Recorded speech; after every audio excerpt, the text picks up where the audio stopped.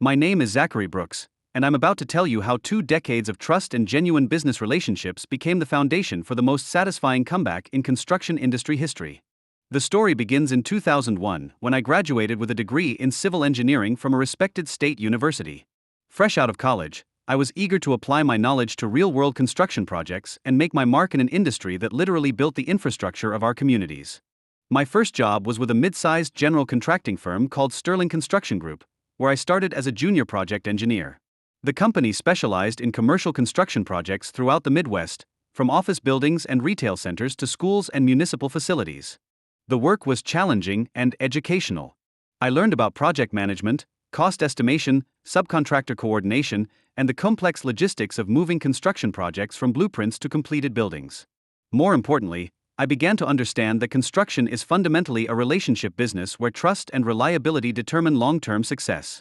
After 5 years at Sterling, I had been promoted to senior project manager and was overseeing some of their largest contracts. I had developed strong relationships with subcontractors, suppliers, and clients who appreciated my attention to detail and commitment to delivering projects on time and within budget. That's when I met Brandon Pierce, an experienced contractor who was looking for a partner to help expand his small but successful construction company. Pierce Construction had been operating for about 8 years, focusing primarily on residential projects and smaller commercial jobs. Brandon had the business development skills and industry connections to secure contracts, but he lacked the engineering background and project management expertise to handle larger, more complex projects. I had the technical knowledge and operational skills, but I was looking for an opportunity to build something significant rather than just managing projects for someone else. The partnership seemed perfect. Brandon would focus on business development, client relationships, and strategic planning, while I would oversee project execution, quality control, and technical operations. We would combine our strengths to build a construction company that could compete for major commercial and industrial contracts. We formalized our partnership in 2006, creating Pierce & Amp, Brooks Construction with equal ownership stakes and clearly defined roles. Brandon would serve as Chief Executive Officer, handling business development and external relationships. I would serve as Chief Operating Officer, managing all aspects of project delivery and internal operations. The early years were remarkably successful. Brandon's ability to identify opportunities and build client relationships, combined with my focus on operational excellence and project delivery, proved to be a winning combination. We grew from a small team of 6 employees to over 40 full-time staff, with annual revenues increasing from $2 million to over $25 million. Our reputation in the industry was built on several key principles that I insisted we maintain regardless of competitive pressures. We never compromised on safety standards, even when it meant higher costs or longer schedules. We always honored our commitments to subcontractors and suppliers, paying invoices promptly and treating our business partners with respect. Most importantly, we delivered projects that met or exceeded client expectations, building trust that led to repeat business and referrals. These principles weren't just ethical guidelines. They were strategic business decisions that differentiated us from competitors who cut corners to maximize short-term profits. Our approach took longer to build market share, but it created sustainable relationships that generated consistent revenue and protected us from economic downturns. By 2015, Pierce & Amp, Brooks Construction had become one of the most respected mid-size contractors in our region. We were consistently winning competitive bids for major projects, and our client list included some of the largest corporations, school districts, and municipal governments in the area. However, success brought new challenges and tensions between Brandon and me. As the company grew, our different approaches to business became more apparent and sometimes conflicted with each other. Brandon was increasingly focused on rapid expansion and maximizing profitability. He wanted to take on more projects, hire cheaper labor, and streamline our processes to reduce costs and increase margins.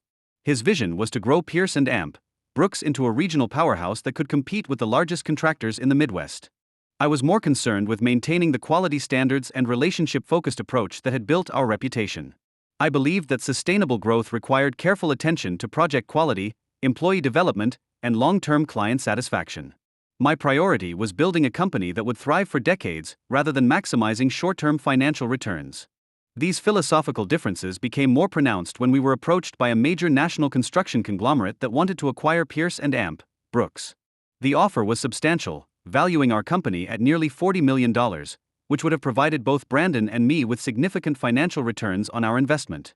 Brandon was enthusiastic about the acquisition opportunity. He saw it as validation of what we had built and a chance to achieve financial security while potentially remaining involved in a much larger organization. I was skeptical about the acquisition for several reasons. The acquiring company had a reputation for aggressive cost-cutting measures that often compromised project quality and employee welfare. They typically replaced local management with corporate executives who had little understanding of regional market conditions or client relationships. Most concerning, their business model prioritized maximizing shareholder returns over maintaining the long-term client relationships that had been fundamental to our success. The negotiations continued for several months, during which our differences became increasingly apparent. Brandon was convinced that joining a larger organization would provide opportunities for growth and expansion that we couldn't achieve independently. I was concerned that we would lose the autonomy and relationship-focused approach that had differentiated us from larger competitors. The final break came when Brandon informed me that he had decided to accept the acquisition offer regardless of my concerns. According to our partnership agreement, major decisions required unanimous consent from both partners, but Brandon argued that my opposition was preventing the company from achieving its full potential. "Zachary, you're holding us back with your conservative approach," he said during what would be our final business meeting as partners. "The industry is changing, and companies that don't adapt to larger scale operations are going to be left behind. Brandon, we built this company on the foundation of relationships and quality. If we sacrifice those principles for short-term financial gains, we'll lose everything that made us successful in the first place. That's exactly the kind of thinking that proves you're not suited for the next phase of our growth." The conversation that followed was tense and unpleasant. Brandon made it clear that he intended to move forward with the acquisition with or without my agreement. When I continued to oppose the deal, he informed me that he was prepared to buy out my ownership stake in the company rather than abandon the acquisition opportunity. The buyout negotiation was contentious and ultimately unsatisfactory. While I received fair market value for my ownership stake, the process felt like a betrayal of 20 years of partnership and shared success. Brandon seemed to believe that my departure would have minimal impact on the company's operations, since he controlled the client relationships and business development activities that generated our revenue. What Brandon didn't understand was the extent to which our success had been built on relationships that I had developed and maintained throughout my career in the construction industry. The subcontractors who consistently delivered high-quality work for our projects. The suppliers who provided materials at competitive prices and prioritized our delivery schedules. The project managers and superintendents who had followed me from previous employers and formed the core of our operational team. Most importantly, the clients who had come to trust Pierce & Amp, Brooks Construction weren't just buying our services, they were buying the assurance that Zachary Brooks would personally oversee their projects and ensure that every detail met their expectations. After finalizing the buyout in early 2018, I took some time to consider my options. At 45 years old, I had sufficient financial resources to retire comfortably, but I wasn't ready to end my career in construction. The industry had been my passion for over 20 years, and I still felt that I had contributions to make. Several former colleagues and clients reached out to me during this transition period, expressing concern about the changes at Pierce & Amp, Brooks, and asking about my future plans. These conversations revealed something that Brandon apparently hadn't anticipated. Many of our most important business relationships were centered around my personal reputation and expertise rather than the company's brand. The first indication of this came when our largest client, Midwest Educational Systems, called to discuss their upcoming construction projects. "Zachary, we've worked with Pierce & Amp, Brooks for over 10 years because we trust your judgment and project management," said Charles Morrison, their facilities director. "With the changes happening at the company, we want to know if you'll still be involved in our projects." When I explained that I was no longer with Pierce & Amp, Brooks, Mr. Morrison's response was immediate. "Then we need to find a way to work with you directly. Our board has specifically requested that you oversee our next phase of construction projects." Similar conversations followed with other major clients. Central City Municipal Authority, Northern States Manufacturing, and Regional Healthcare Network all expressed interest in continuing to work with me personally rather than with Pierce & Amp, Brooks under its new ownership structure. The message was clear. The relationships that had generated millions of dollars in revenue for Pierce & Amp, Brooks were portable, and many clients were more loyal to me than to the company itself. The opportunity to start my own construction company became apparent when 3 of our largest subcontractors approached me with a proposal. They had worked exclusively with Pierce & Amp, Brooks for years, but they were concerned about the direction the company was taking under its new ownership. "Zachary, we've built our businesses around the quality standards and reliability you've always demanded," said Anthony Rodriguez, who owned our primary electrical contracting partner. "If you're starting your own company, we want to be part of it from the beginning." Within 6 weeks of leaving Pierce & Amp, Brooks, I had commitments from over 20 subcontractors and suppliers who wanted to work with my new company. More significantly, I had preliminary agreements from 4 major clients who were willing to award their upcoming projects to my new firm. I established Brooks Construction Group in the summer of 2018, with initial capitalization of $5 million from my Pierce & Amp, Brooks buyout settlement. Unlike my previous partnership, I maintained full ownership and control of the company, though I established profit-sharing agreements with key employees and long-term subcontractors. Our first major contract came from Midwest Educational Systems, who awarded us a $12 million project to build a new high school campus. The project was originally scheduled to be handled by Pierce & Amp, Brooks, but Midwest terminated that contract when they learned I was no longer with the company. The second contract followed quickly when Central City Municipal Authority selected Brooks Construction Group for a $15 million civic center project. Again, this was work that would normally have gone to Pierce & Amp, Brooks, but the client specifically requested my involvement. Within 6 months of starting Brooks Construction Group, we had secured over $40 million in contract commitments, with project schedules extending nearly 3 years into the future. Meanwhile, Pierce & Amp, Brooks was experiencing significant difficulties under its new ownership structure.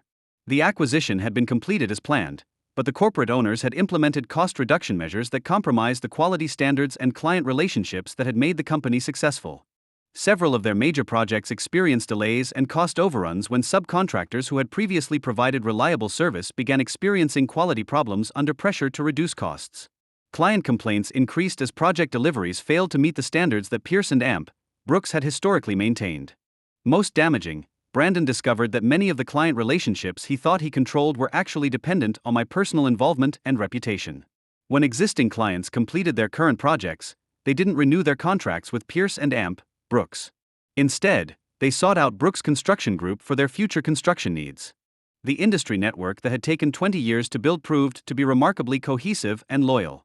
Subcontractors recommended my new company to potential clients. Suppliers provided competitive pricing and priority service that gave us advantages over larger competitors. Former employees left Pierce & Amp, Brooks to join my team, bringing their expertise and client relationships with them.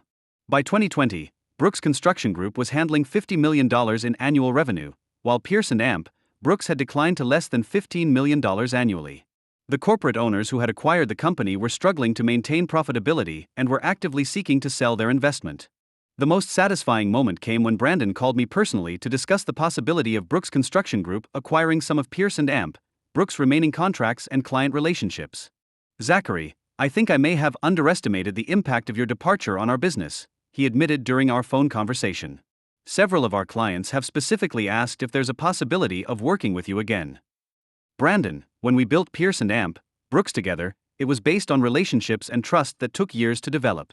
Those relationships weren't tied to corporate ownership structures or partnership agreements. They were built on personal interactions and consistent delivery of quality results. "I understand that now. Would you be interested in discussing some kind of collaboration or partnership arrangement?" The irony was profound. The partner who had forced me out of our company was now asking me to help save what remained of the business we had built together. I declined his offer, but not out of spite or revenge. Brooks Construction Group was thriving as an independent company, and I had no interest in returning to the corporate structure or partnership conflicts that had led to our original separation. Instead, I made a counteroffer. Brooks Construction Group would consider acquiring specific project contracts from Pierce & Amp, Brooks, along with any employees who wanted to join our team. This would provide Pierce & Amp, Brooks with some financial recovery while allowing us to expand our operations with projects and people we knew well. The acquisition of Pierce & Amp, Brooks' remaining assets was completed in early 2021. We absorbed 12 employees, 3 major project contracts, and several smaller ongoing jobs. The combined operation became one of the largest independent construction companies in our region, with annual revenues approaching $75 million. Brandon chose not to join Brooks Construction Group as an employee, instead accepting a consulting agreement to help with the transition of specific client relationships. The arrangement was professional and mutually beneficial, but our working relationship never returned to the collaborative partnership we had enjoyed in earlier years. The experience taught me several important lessons about business relationships and industry dynamics. Legal partnerships and corporate structures are important, but they're not substitutes for the personal trust and professional reputation that determine long-term success in relationship-driven industries. The construction business is fundamentally built on reliability, quality, and trust. Clients need to believe that their projects will be completed on time, within budget, and to their specifications. Subcontractors and suppliers need to know that they'll be paid promptly and treated fairly. Employees need to feel that their contributions are valued and that their professional development is supported.